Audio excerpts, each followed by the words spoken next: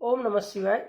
विद्यार्थी मित्रों, आज आप गणित विषय में पाठ 11 परिमिति और क्षेत्रफल 11.4 जे अधूरा दाखला है ए जोईशुं। छेल्ले जे तमे विडियो जोयो एमां 7मा दाखला सुधी तमे भण्या हता। हवे जोईशुं आपणे 8मो दाखलो।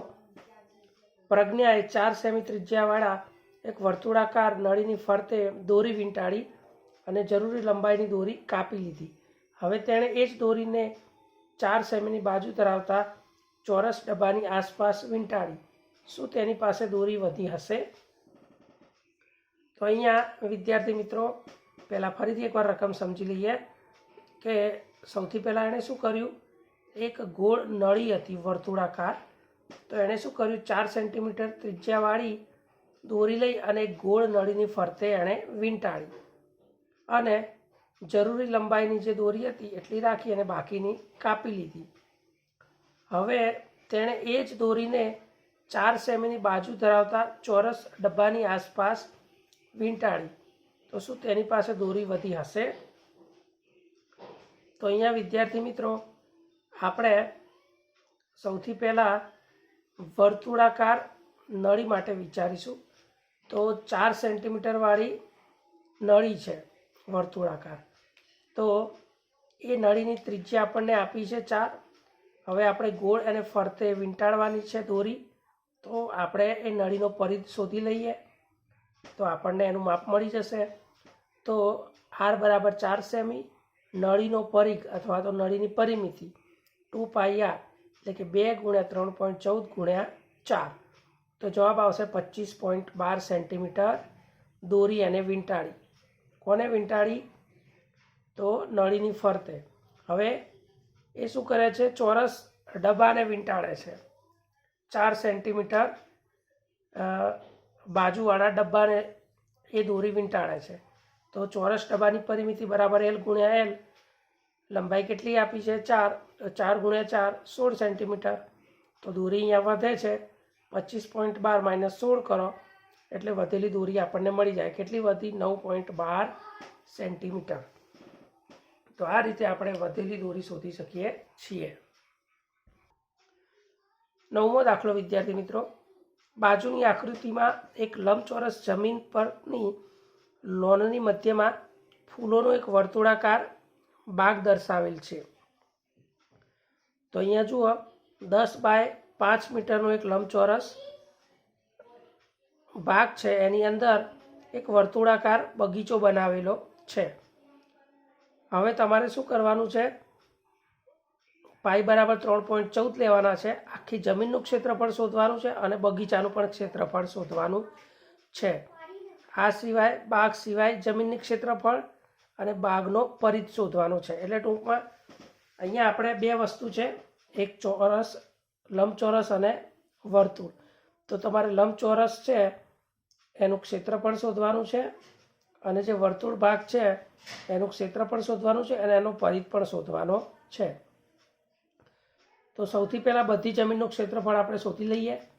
બધી જમીનનું ક્ષેત્રફળ બરાબર 10 × 5 એટલે L × B 50 મીટર સ્ક્વેર આવી ગયું બધી જમીનનું ક્ષેત્રફળ। પછી બાગનું ક્ષેત્રફળ શોધો। આ ગોળ બગીચો છે એનું ક્ષેત્રફળ શોધવાનું છે। તો બગીચાનું ક્ષેત્રફળ વર્તુળ છે એટલે પાઈ આર સ્ક્વેર। આર બરાબર કેટલા લેવાના? 2, તો 3.14 × 2 × 2 એટલે જવાબ આવે 12.56 મીટર સ્ક્વેર। તો આ જે ચોરસ ભાગ છે એનું ક્ષેત્રફળ કેટલું આવ્યું? 50 અને બગીચાનું કેટલું આવ્યું? વર્તુળાકાર 12.56। તો બાકીના ભાગનું શોધવું હોય તો બંનેની બાદબાકી કરાય। તો બાકીના ભાગનું ક્ષેત્રફળ બરાબર 50 - 12.56 એટલે જવાબ આવે 37.44 મીટર સ્ક્વેર। હવે વર્તુળનો ભાગનો પરિધ શોધવાનો છે। વર્તુળ ભાગનો શું શોધવાનો છે? પરિધ। તો એનું સૂત્ર શું થશે? 2 પાઈ આર 2 × 3.14 × 2 એટલે એનો ગુણાકાર કરશો એટલે જવાબ આવશે 12.56 મીટર શું આવશે? વર્તુળાકાર ભાગનો પરિધ।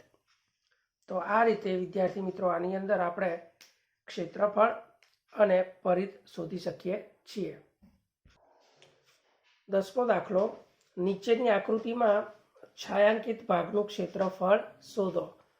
અહીંયા તમને ABCD નામનો એક લંબચોરસ આપેલો છે અને એની અંદર આ રીતે છાयांકિત ભાગ આપેલો છે, એનું આપણે ક્ષેત્રફળ શોધવાનું છે. અહીંયા ચારે બાજુ તમને માપ આપેલા છે. જુઓ, આ માપ કેટલું છે? 18 સેન્ટીમીટર. આ માપ કેટલું છે? 10 સેન્ટીમીટર. તો આ માપ પણ 18 છે તો 18 થાય, તો આ 10 અને આ 18.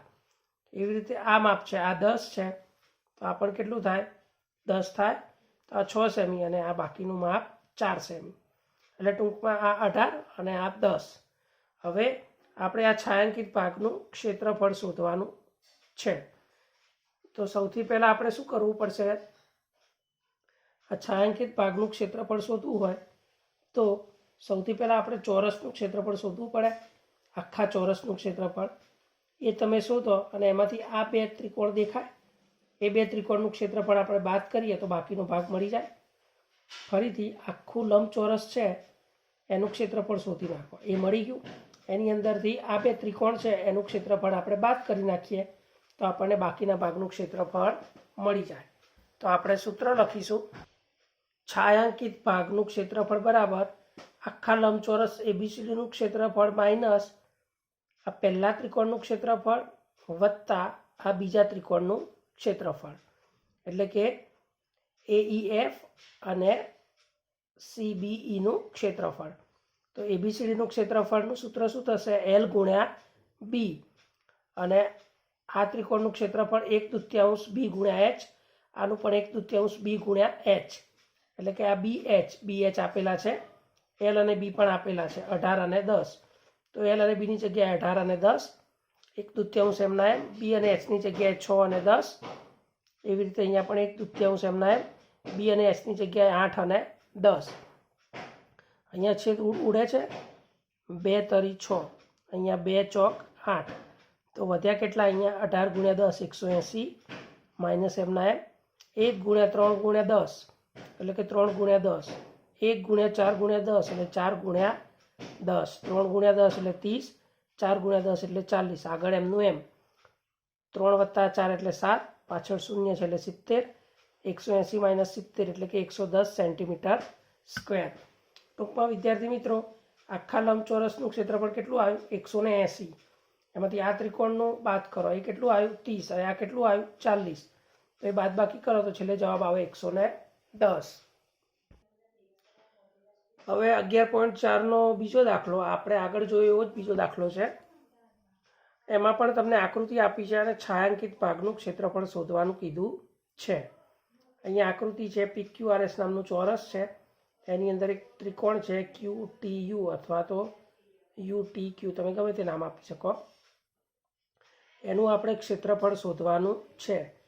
હવે આ જે માપ છે એ કેટલું છે? આ 20 સેન્ટીમીટર છે. પહોળાઈ કેટલી છે? 20. તો આ 10-10 થઈ જશે અને આ પણ 10-10 થઈ જશે, અડધી અડધી, અને આ પણ 20 અથવા 10. તો આ રીતે 1, 2, 3 અને 4 ત્રિકોણ થાય છે. આ એક છાयांકિતવાળો ત્રિકોણ, બાકીના 3 એની સાઈડમાં ત્રિકોણ.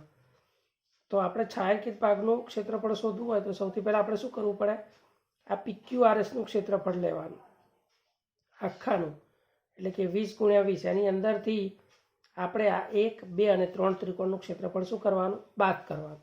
આગળના જેમ. તો જે શોધવાનું છે છાयांકિત ભાગનું ક્ષેત્રફળ બરાબર PQRSનું ક્ષેત્રફળ માઇનસ પહેલો ત્રિકોણ લઈ લઈએ PQT. તો PQTનું ક્ષેત્રફળ, પછી બીજું QRU એનું ક્ષેત્રફળ, અને છેલ્લે TSU એનું ક્ષેત્રફળ. તો અહીંયા સૂત્ર લખી દઈએ 1/2 B ગુણ્યા H ત્રણેય માટે. L અને B 20/20, B અને H કેટલા છે? 20 અને 10, અહીંયા 10 અને 20, અને અહીંયા 10 અને 10. છેદ ઉડી જશે, 2 દાન 20, 2 પંચા 10, 2 પંચા 10. 20 ગુણ્યા 20 કેટલા થશે? 40. અને અહીંયા 10 ગુણ્યા 10 કેટલા થશે? 100. એવી જ રીતે 5 ગુણ્યા 20 એટલે 100 અને 5 ગુણ્યા 10 એટલે 50. તો 400 માઇનસ 250 એટલે જવાબ આવશે 150 સેન્ટીમીટર સ્ક્વેર. તમે અલગ અલગ શોધીને ડાયરેક્ટ પણ કરી શકો. અહીંયા એક સ્ટેપમાં બતાવ્યું છે, બાકી તમે પહેલાં લંબ PQRSનું ક્ષેત્રફળ શોધી દો એટલે 400 મળી જાય. પછી એમાંથી આનું બાદ કરો PQTનું એટલે કે 20/10 એટલે એ મળી ગયું. એવી રીતે આનું 10/10, એવી રીતે આનું 20/10. તો આનું તમે શોધશો તો 100 આવશે, આનું 100, આનું 50. તો આ રીતે 100, 100, 50, 400માંથી બાદ કરો એટલે ડાયરેક્ટ જવાબ આવશે 150 સેન્ટીમીટર સ્ક્વેર. હવે આપણે છેલ્લો દાખલો જોઈશું. ચતુષ્કોણ ABCDનું ક્ષેત્રફળ શોધો. અહીંયા ABCD ચતુષ્કોણનું ક્ષેત્રફળ આપણે શોધવાનું છે. તમને અહીંયા માપ આપેલા છે. AC બરાબર 22 સેન્ટીમીટર છે. અંદરનું માપ છે કેટલું છે? 22 સેન્ટીમીટર. અને આ BM છે એ કેટલું છે? 3 સેન્ટીમીટર. અને DN પણ કેટલું છે? 3 સેન્ટીમીટર. એટલે અહીંયા BM લંબ AC છે. આ જે BM છે એ કોને લંબ છે? AC ને. અને DN છે એ પણ કોને લંબ છે? AC ને. તો અહીંયા બંને બાજુ બે ત્રિકોણ બને છે. જુઓ વિદ્યાર્થી મિત્રો, એક આખો ત્રિકોણ અને એક બીજો આ ત્રિકોણ. તો આ બંને ત્રિકોણના આપણે ક્ષેત્રફળ શોધી અને ડાયરેક્ટ આપણે એનો સરવાળો કરીએ તો આપણને ક્ષેત્રફળ મળી જાય.